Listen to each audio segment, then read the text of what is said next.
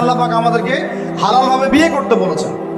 সমাজ বিয়েটাকে কঠিন করে ফেললো আর জেনাটাকে সহজ করে ফেললো। বিয়ে কঠিন হয়ে গেল, এরা এখন বিয়ে করতে পারবে না চাইলে। 21 বছর না 20 বছর বয়স হলে সে বিয়ে করতে পারবে না। 20 বছর একটা ছেলে আগামীকাল এই তথাকথিত ভালোবাসা দিবস পালন করতে পারবে, জেনা করতে পারবে। কেউ বলার কিছু নাই, কেউ বলার নাই, কেউ দেখার নাই, চলছে মানে এভাবেই চলছে।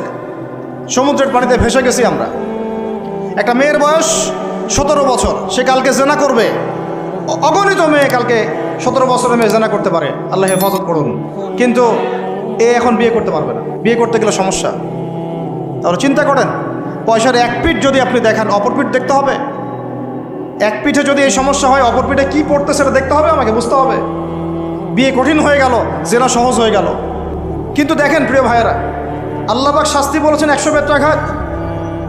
কেউ যদি আবার বিবাহিত হয়ে এই কাজ করে, জেনা করে, তাহলে তার শাস্তি কি বলেছেন? বলা হয়েছে কোমর পর্যন্ত মাটিতে পুঁতে ফেলে তাকে পাথর নিক্ষেপ করে হত্যা করতে হবে। এটা কোরআন এবং হাদিসের শাস্তি। দিনের স্বার্থে, আল্লাহর জন্যে, তার রাসূলের দিনকে টিকিয়ে রাখার স্বার্থে, সমাজের জাহিলিয়াতগুলো দূর করার স্বার্থে দিনই মার্কাজগুলো প্রতিষ্ঠা করার কোনো বিকল্প নাই। অযথা একদিনের মাহফিল দিয়ে আমি আসলাম, চলে গেলাম, 1 বছর আপনার সাথে আমার দেখা নাই, দিয়ে আপনি সমাজ সংস্কার করতে পারবেন না। এভাবে দিন কায়েম হয় না। ইকামতে দিন অনেক কঠিন বিষয়। প্রত্যেক দিন প্রত্যেক রাতের মেহনতের উপর দাঁড়ায় থাকবে ইনশাআল্লাহ। আল্লাহ পাক আমাদেরকে এই বেহায়া দিবসকে বর্জন করার তৌফিক দান করুন। এই পশ্চিমাদের ফাঁদ থেকে আল্লাহ আমাদেরকে বাঁচায় রাখেন। আল্লাহ রাব্বুল আলামিন আমাদের সবাইকে যেন এই জেনা, ব্যভিচার, পরকিয়া, তারপরে সুদ, মাদক, সমকামিতা, ট্রান্সজেন্ডার, এই সমস্ত ফিতনা থেকে আল্লাহ আমাদেরকে হেফাজত করেন। আমাদের যুবক যুবতীদেরকে আল্লাহ পাক খাস করে এই চলমানে জাহিলিয়াতগুলো থেকে হেফাজত করেন। আমি প্রত্যেক পরিবারের কর্তা সতর্ক হয়ে যান। প্রত্যেক পরিবারের যে ভাই আছেন, যে বাবা আছেন, সতর্ক হয়ে যান। আপনার পরিবারটাকে আপনি শক্ত হাতে দমন করেন, কঠোরভাবে। দেখবেন ইনশাআল্লাহ অ্যাটলিস্ট আপনার ঘরটা পবিত্র রাখেন। সবাই যার যার পরিবারের দায়িত্ব নেই, ইনশাআল্লাহ দেখবেন সমাজ ঠিক হয়ে গেছে ইনশাআল্লাহ। বেপর্দায় ফিতনার মধ্যে কেন যাবে?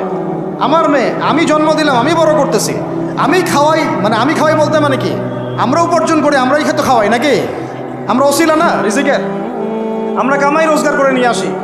আমি খাওয়াই বলতে বোঝাচ্ছি আমরা কামাই রোজগার করে নিয়ে আসি, আমাদের ভালোবাসা দিই, মহব্বত করি, তিলে তিলে আদর মহব্বত দিয়ে বড় করি। আমার মেয়ে কেমন করে বাইরে যায়? কেমন করে বাইরে যাবে? কোন সাহসে যাবে? আমি বাবা হয়ে বেঁচে থাকতেও কীভাবে যাইতে পারে? গেলে ওকে একদম খাওয়ার বন্ধ করে দিবেন। আমার ছেলে বালেগ হয়েছে, নামাজে যাবে না কেন? যাবে না কেন? যদি না যায় আমি ওর খাওয়া বন্ধ করে দিব। শাসন করতে হবে সবসময়, কিন্তু মিষ্টি কথা চিরা ভিজে না। আল্লাহ পাক কোরআনের মধ্যে হেদায়েত দিতে উৎসাহিত করেছেন, এখানেই আবার আইনগুলো নাজিল করেছেন।